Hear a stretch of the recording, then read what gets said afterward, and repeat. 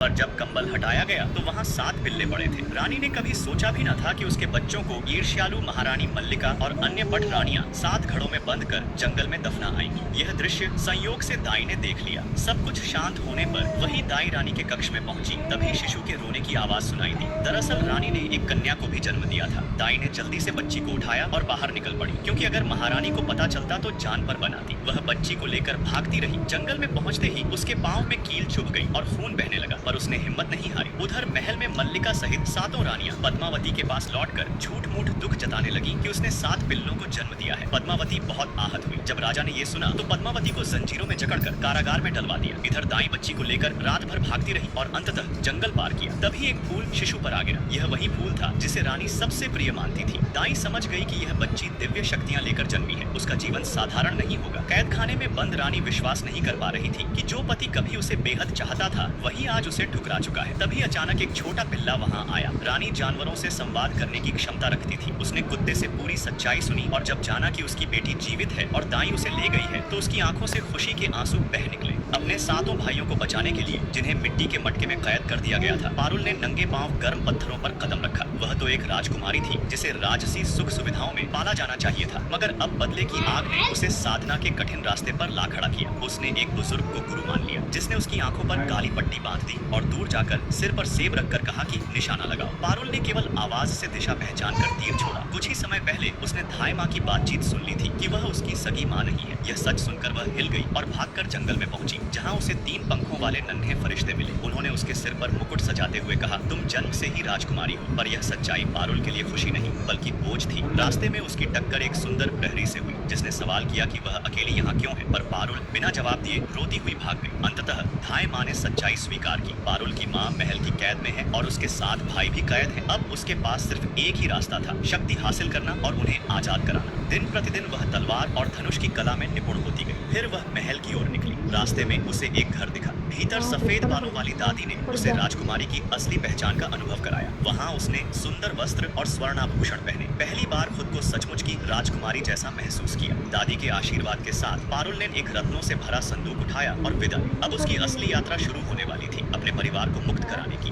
पारुल जैसे ही घास के झुरमुट से गुजरी, वहाँ रंग बिरंगे फूल खिल उठे। उसे कहाँ पता था कि उसी जमीन के नीचे उसके 7 भाई कैद हैं और उनकी मुक्ति की प्रतीक्षा कर रहे हैं। माँ को बचाने के लिए पारुल ने चुपके से महल में प्रवेश किया और तभी उसने देखा कि राजा के माथे का शाही प्रतीक अचानक गिर पड़ा। सब लोग हैरान रह गए। पारुल समझ गई कि सामने बैठा राजा असली नहीं है। भेष बदलकर पारुल ने माँ की खोज शुरू की और चींटियों के झुंड को देखकर उनका पीछा करते हुए कारागार के दरवाजे तक पहुंच गई। दरवाजा न खुला तो उसे बूढ़े साधु का दिया हुआ खंजर याद आया। उसने उससे दरवाजे पर निशान खींचा और भीतर दाखिल हो गई। तभी पीछे से सिपाही आ गए, लेकिन पारुल ने विशेष ध्वनि निकालकर चींटियों को बुला लिया और देखते ही देखते पहरेदार जमीन पर गिर पड़े। जब वह अगला दरवाजा खोल ही रही थी कि तभी सेनापति राघवेंद्र ने उसकी कलाई पकड़ ली। राघवेंद्र ने पहचान लिया कि ये वही जंगल वाली नकाबपोश लड़की है। पारुल तुरंत हाथ छुड़ाकर वहाँ से भागी, पर उसका काला नकाब राघवेंद्र के हाथ में रह गया। आगे जाकर उसे राजा और रानी आते दिखाई दिए तो वह घबराकर एक ओर छिप गई। तभी स्वर्ण मकड़ी प्रकट हुई और उसने जादुई जाल बुनकर पारुल को अदृश्य कर दिया। राजा और रानी उसे देख ही न पाए और आगे बढ़ गए। पारुल अंततः उस काल कोठरी तक पहुंच गई जहां उसकी माँ वर्षों से कैद थी। आंसुओं के बीच उसने जंजीरें काटी और पहली बार माँ बेटी गले मिली। पारुल ने कहा कि असली राजा को किसी और ने बदल दिया है और वादा किया कि वह जल्द ही माँ को छुड़ाएगी। पारुल अपनी माँ को बचाने के लिए चुपके से सर्प महल में दाखिल हुई। तभी एक चमकता हुआ रत्न उसकी माँ पर गिरा और उनका शरीर अचानक हिलने लगा। हरकत तेज होती गई तो घबराई राजकुमारी दौड़कर रत्न हटाती है और जोर से सांप को डांटती है, जिससे वह पीछे हटने लगता है। माँ के शरीर में फैला जहर धीरे धीरे कम होने लगा और अंततः वह होश में आई। बेटी को देखकर गले से लगा लिया। माँ बेटी साथ भागने ही वाले थे कि सामने से एक छोटा राक्षस आ गया। असल में वह वही सेनापति था जो पारुल से प्रेम करता था। वह उनकी मदद करने आया था। तभी मल्लिका ने जादू का मंत्र पढ़ा। महल में आंधी तूफान आ गया और उनके सामने एक विशाल नाग प्रकट हुआ। सेनापति ने उन्हें बचाने के लिए नाग से भिड़ंत की। उसी दौरान राजकुमारी ने मिर्च का पाउडर नाग की आंखों में डाला और रत्न से हमला किया। नाग परास्त होते ही रास्ता खुला और माँ बेटी नाग महल से बाहर निकल आए। सेनापति भी फिर से इंसान बन गया। कुछ दिन बाद पारुल नाव पर थी कि अचानक एक विशाल लहर ने उसे पानी में धकेल दिया। वह डूबने लगी और बेहोश हो गई। तभी एक कछुआ और मछलियां मदद को आए, लेकिन असली सहारा एक छोटी लड़की बनी जिसने उसे पानी से बाहर खींचा और बार बार सांस फूंककर तैरते रहने में मदद की। गंगा चीलों ने उसका आभार जताया और राजकुमारी को किनारे पहुंचा दिया। कछुआ भी पीछे पीछे तट तक आया। छोटी लड़की सोच में पड़ गई कि आखिर यह इंसान जानवरों के साथ इतना जुड़ा हुआ क्यों है, मगर जैसे ही गांव वाले आते दिखे वह घबराकर नदी में कूद गई। राजकुमारी ने हैरानी हैरानी से देखा कि उसके 7 भाई 7 खिले हुए फूलों में बदल गए हैं और हैरानी तो तब और बढ़ी जब वे फूल बोलने लगे। दरअसल जन्म के समय ही उन्हें घड़ों में बंद कर जमीन में दबा दिया गया था और अब वे माँ की सबसे प्यारे चंपा के फूल बन गए थे, जिन्हें ईर्ष्यालु रानी मल्लिका ने छीन लिया। भाइयों को खोजते हुए पारुल बर्फ से ढके पहाड़ों तक पहुंची, जहां झील के बीच एक जमा हुआ एक चंपा का फूल खड़ा था। पारुल दुखी थी, पर राहत भी कि आखिर उसने उन्हें ढूंढ लिया। तभी फूल हिलने लगा और उससे बातें करने लगा। पारुल आगे बढ़ी तो बूढ़ा साधु रोकने आया, पर उसने जिद की और पानी में कूद गई। तेज धारा से जूझते हुए वह उस फूल तक पहुंची और जैसे ही उसे छुआ, भाई खुशी से बोल उठा। पारुल आंसुओं के साथ फूल को तोड़ लाई और साधु ने मंत्र पढ़कर उसे किनारे ला दिया। वह फूल माँ को दिखाती है तो खोए बेटों के लौटने की खुशी में रानी माँ उसे गले लगाकर रो पड़ती है। अब तक 3 फूल वापस आ चुके थे, लेकिन रानी मल्लिका चुप कहाँ रहने वाली थी। उसने रात को सोई हुई रानी माँ और फूल दोनों को जादू से बंदी बना लिया। फूलों को गुप्त कक्ष में डाल दिया गया और जब 7 फूल इकट्ठे हुए तो पानी में पारुल की परछाई दिखाई दी। मल्लिका घबरा गई। तभी पारुल वहाँ पहुँच गई और उसके साथ फरिश्ते भी मदद के लिए आए। रानी ने जानवरों को रोकने के लिए दरवाजा बनाया, लेकिन माँ ने फरिश्ते की बात मानकर मंत्र पढ़ा और फूलों से पंखुड़ियाँ खुली। 7